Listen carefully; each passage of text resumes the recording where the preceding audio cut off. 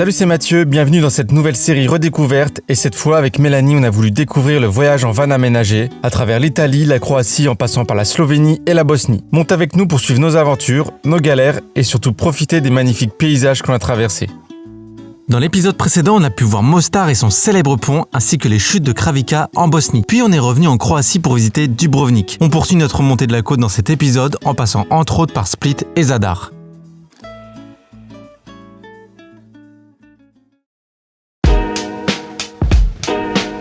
Mélanie nous a dégoté un petit camping tout mignon tenu par une dame qui est en haut d'une plage. T'as des petites tables de pique-nique, ça fait un peu comme à la maison quoi. C'est sous les oliviers, t'as la plage juste en bas, il y a l'électricité, il y a l'eau, parfait, c'est ce qu'on avait besoin. De quoi nettoyer la cassette, enfin il y a des toilettes quoi du coup. Vraiment bien, du coup on va se baigner tout de suite. On est pas mal là hein. Allez, le premier à la bouée.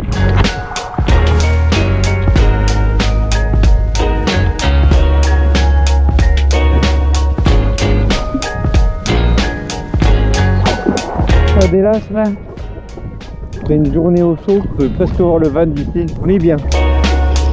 C'est trop agréable ici, on est les seuls dans l'eau, c'est la tranquillité quoi. On est les derniers sur la plage, c'est paisible, c'est trop agréable. On a juste à monter les escaliers là et on est chez nous quoi.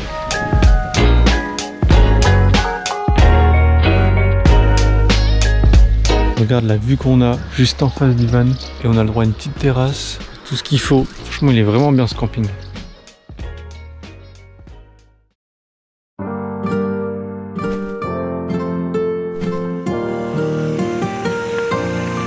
On remplit l'eau et on est prêt à partir. On est prêt à quitter notre beau camping familial avec cette vue.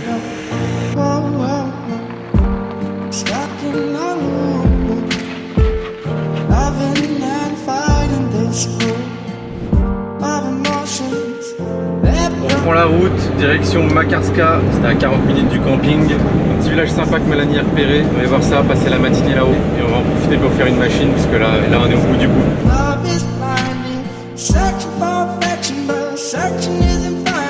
On est arrivé à Makarska, c'est un village tout sympa, avec pas trop de monde, pas trop de touristes. C'est vraiment tout mignon. C'est trop beau. On adore.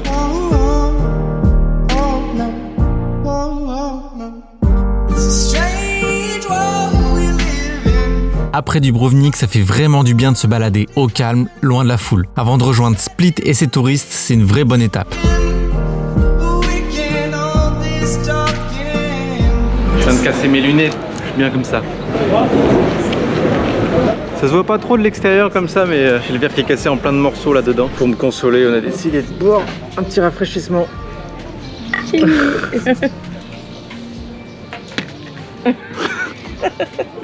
Petit temps mort, on s'est arrêté à une laverie pour faire une machine. Du coup on est bloqué une bonne heure et demie là. On en profite pour manger dans le van. On est en plein cagnard, c'est un peu chaud. Et voilà, pas le choix.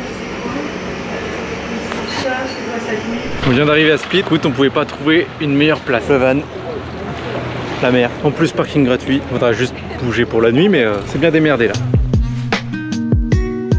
On part à la découverte de Split, une des plus belles villes de Croatie et la deuxième plus peuplée. Elle fut construite autour du palais de l'empereur romain Dioclétien entre 294 et 305. La richesse de son patrimoine, parfaitement conservé, mêlée à l'ambiance festive de la ville, en fait vraiment un lieu d'exception. Mélanie, elle a eu pitié de moi, elle m'a acheté des sunglasses. T'en penses quoi? C'est parce que c'est mon anniversaire dans quelques jours.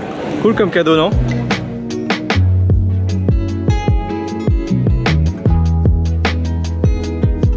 La ville est franchement bien, c'est beau, ça vit, t'es en bord de mer, rien à redire. Et on profite d'être ici pour se faire un petit plaisir et manger hors du van pour une fois. En plus, vu l'heure qu'il est, le temps de rejoindre le parking, sortir de la ville, trouver un spot sympa aurait été compliqué, autant profiter de notre soirée. On dormira sur le premier parking gratuit à la sortie de la ville.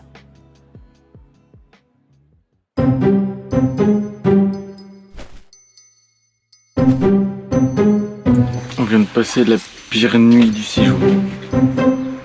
Peut-être même de notre vie. Non, j'exagère un peu, mais on s'est fait démonter par les moustiques cette nuit-là. On avait mis de la citronnelle et tout, mais ils ont rien voulu savoir. On a au moins 30-40 piqûres chacun. Impossible de dormir. En plus, on a une grosse journée aujourd'hui, heureusement on conduit pas beaucoup. On s'est pris une petite excursion en bateau, on est éclaté. On est entre 15 et 20 minutes de route pour aller sur le parking qu'on a trouvé là près du port. Enfin bref, aujourd'hui on a une grosse excursion sur toute la journée de 8h à 18h. On va faire un peu le tour des îles croates, dont Hvar et la Blue Cave. Enfin une Blue Cave, une belle cave bleue phosphorescente là, fluorescente. Bref, une belle cave bleue là, des lagons un peu insolites. Ça sur le papier ça a l'air vraiment trop bien. Normalement on fera un petit peu de plongée aussi, un petit peu de snorkeling. Ça promet une superbe journée. Ce soir on va être mort. Cap sur Split, c'est notre point de départ pour notre excursion tant attendue. Première escale, la célèbre Blue Cave réputée pour ses couleurs irréelles. Sur place, nous troquons notre bateau contre une barque, seule capable de nous faufiler à l'intérieur. Et quel spectacle! Dès l'entrée, nos yeux sont captivés par une lumière azur saisissante. L'espace est intime et quelques instants suffisent pour en apprécier toute la magie.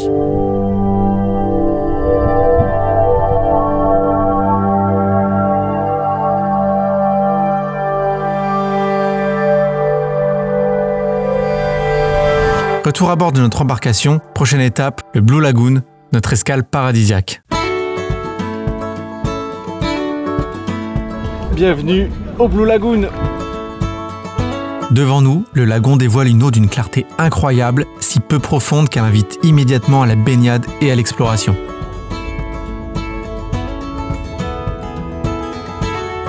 Loin de l'image d'un sanctuaire sous-marin, l'endroit, bien que beau, révèle une réalité moins idyllique. Ici, pas de récif corallien majestueux, mais plutôt une ambiance animée, presque saturée par le va-et-vient incessant des touristes, embarqués par des excursions, dont la nôtre. On aurait dû s'y attendre peut-être, mais cette escale s'avère plus bruyante que ressourçante. Cette parenthèse turquoise se refermait aussi vite qu'elle s'était ouverte, nous poussant vers la prochaine étape. Le problème avec les excursions comme ça, c'est toujours un moment où ils te déposent dans un piège à touristes.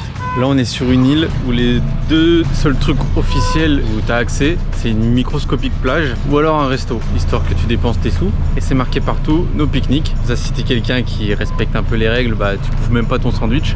Et du coup là, la plupart des gens, on attend le bateau de retour. On est là juste pour aller à Hvar. Et juste une étape un peu obligatoire, chiante, avant d'aller sur l'île qu'on veut voir. Tout ça pour nous piquer du pognon. On s'attarde pas plus longtemps sur cette île et on met le cap sur Hvar, juste en face.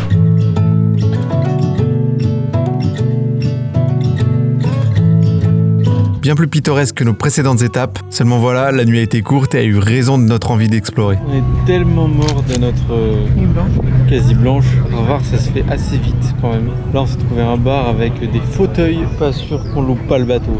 J'ai envie de dormir là. Retour sur le continent, une journée en demi-teinte, loin de notre van et de notre liberté, on n'a qu'une hâte le retrouver. Rendez-vous directement au spot de cette nuit. Regarde le spot qu'on s'est dégoté avec vue sur la mer Adriatique et Šibenik. Bon, je te cache pas que l'accès était un peu galère. Genre le chemin, c'est un chemin en cailloux en plein milieu d'une voie rapide. Enfin d'une voie à 80. Genre faut claquer un angle droit alors que t'as des voitures derrière qui roulent à 80. Et t'as une montée comme ça pour arriver jusque là. Mais ça vaut le détour parce que là je pense que personne viendra nous faire chier. Et en plus la vue est super sympa. Ouais, tu te rendras pas compte du dévers mais là ça monte depuis un moment comme ça dans le caillou. Mais ça l'a fait. En plus vu que notre état de fatigue là, un peu de tranquillité ça va faire du bien.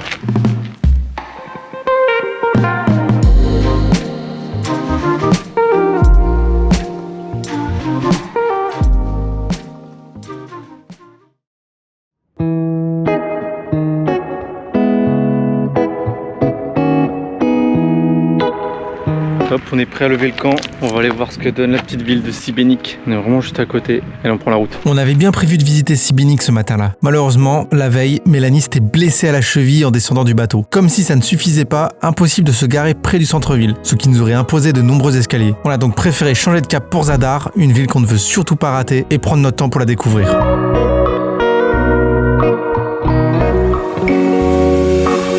Je savais qu'ils allaient me servir mes trucs à 3 €. Au moins ça nous évite de prendre un camping ce soir. En vrai je pense qu'on aurait pu même en éviter d'autres si on n'avait pas eu la batterie qui était morte. Là on charge tous nos trucs avec la batterie portable puis quand on roule. Ouais je pense qu'on aurait pu faire des économies sur les campings mais c'est pas nous qui l'avons monté donc on apprend juste à le connaître quoi. Mais il y a franchement moyen de faire ça hein. Là c'est gratos. Ils m'ont demandé quand même avant. Ouais. Et puis après on peut vider dans les stations de lavage quoi. Ouais, C'est les toilettes quoi. Les eaux grises dans les stations de lavage, l'eau dans les stations essence. Ou à côté des cimetières. Ouais et ouais, les toilettes, au pire dans les toilettes quoi, mais c'était un peu... Après en vrai les toilettes tu peux tenir longtemps, tu peux tenir super longtemps avec. Oui. Donc ouais c'est cool, ça dépanne. J'ai trouvé un parking à Zadar, un parking gratuit en plus, parce que c'est gratuit, on prend le temps de se faire à manger. Aujourd'hui c'est escalope milanaise et petits pois par le MOF Mathieu. Voilà, ça nous évite de manger dehors, au resto ou quoi, dépenser encore des sous, ou de payer un parking à 2, 3, 4 € l'heure. En vrai on n'est pas trop loin du centre, donc c'est cool. Allez, bonne heure.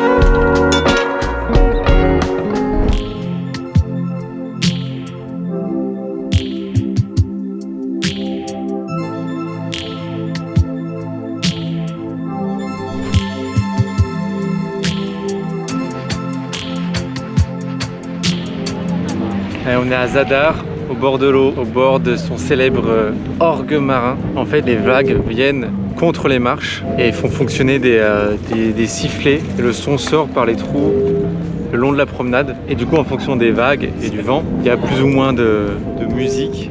C'est agréable, c'est reposant. Les gens viennent juste écouter, s'asseoir. C'est un très bel endroit pour se reposer. Vraiment, on adore.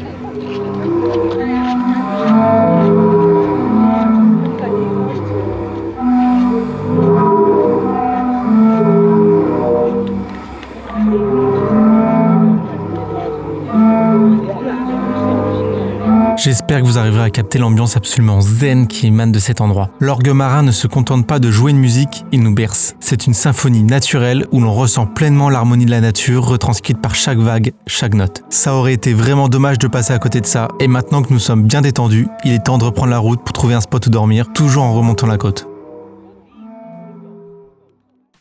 Regarde la vue de zinzin qu'on s'est encore trouvé là. Et ce qui est super dommage, c'est qu'aujourd'hui, il y a des nuages et du coup, on n'aura pas le coucher de soleil. Enfin, le soleil est en train de se coucher tout doucement là. On est pile au bon endroit pour le voir et il y a un peu de nuages, dommage. Sinon, c'est trop cool. C'est calme, il n'y a pas un bruit là. Trop bon spot. C'est tout pour aujourd'hui. On se retrouve très vite pour le grand final de notre aventure. On terminera cette incroyable remontée de la côte croate avant de regagner l'Italie. Pour ne rien manquer et boucler la boucle avec nous, pense à t'abonner et à laisser un like et un commentaire pour soutenir la chaîne. C'était Mathieu, on se voit bientôt. Salut!